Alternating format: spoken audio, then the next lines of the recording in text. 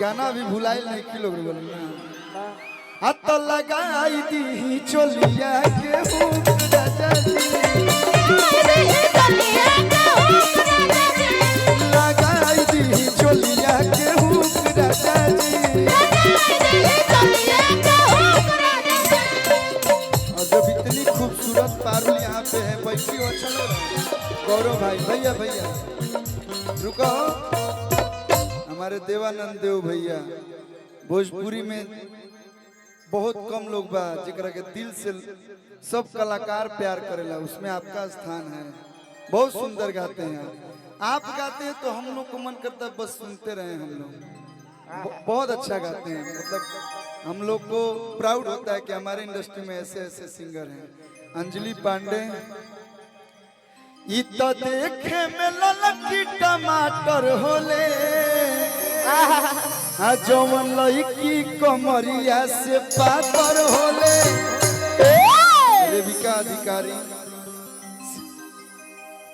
तू लोग हाथ मिलाओ लोग हमारे गोड़ मत छुआ लोग हमार लड़की गोड़ छुएले अच्छा लागे ना ना हाँ बैठ जाइए बैठ है ना आओ साड़ी पहनले बड़े तो तारा ला यूं है हम हई यूपी बिहार वाला हमें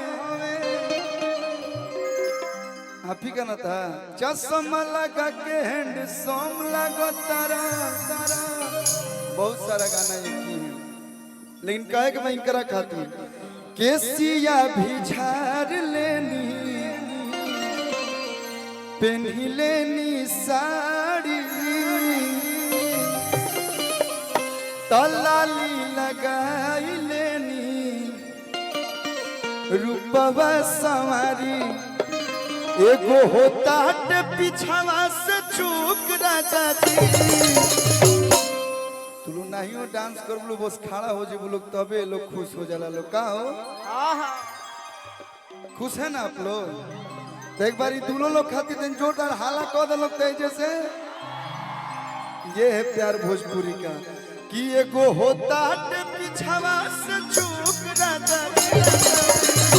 तो लगाई दी मीट की ताली बजा के चारों तरफ से भाई देखा तारू मोबाइल देखला पर बुझा तक कि मोबाइल के फैक्ट्री में आयल बनी हम का हनुमान जी रुआ के और कोनो दूसर जगह ना मिलल हो उतर जना तो मार दी लाइन लाइन मारहू लायक ना रहब त लगाई दी चोलिया के हुक राजा जी ओ लगाई दी चोलिया के हुक राजा जी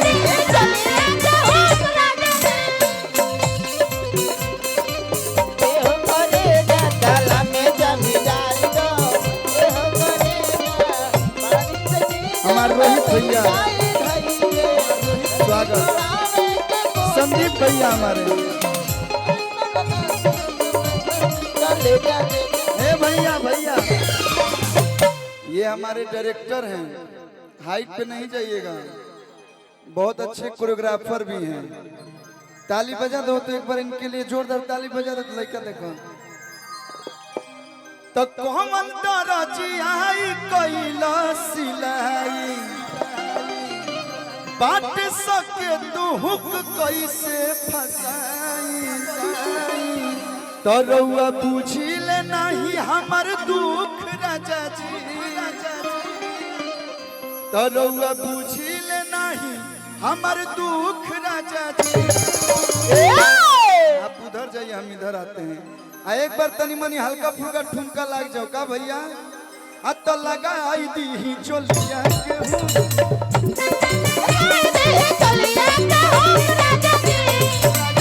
भैया भैया थैंक यू अब आप लोग बैठ जाइए अरे चेयर दो कुर्सी दो सब बताओ है कुर्सी कितना लड़ाई बा एक लाइन और गाई आग लगे जनुआ के बोलिए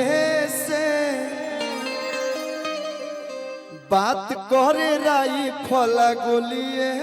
से तो जी आपके भैया कहा था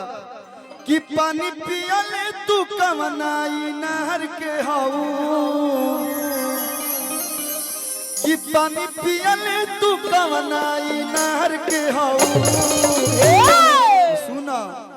अरे यूपी के हऊ कि बिहार के हऊ अरे यूपी के हऊ कि बिहार हेलो कहाँ से हो नेपाल यही से नू देखो तरा लेंस लगौले भी बुझात कि मैं लोग के डस दिए बेरा अरे यूपी के हऊ कि बिहार के हऊ तमाल बोल कौना रंगदार के हऊ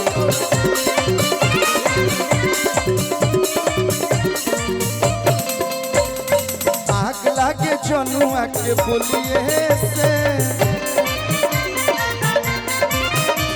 अब बात करे राई पला गोलिए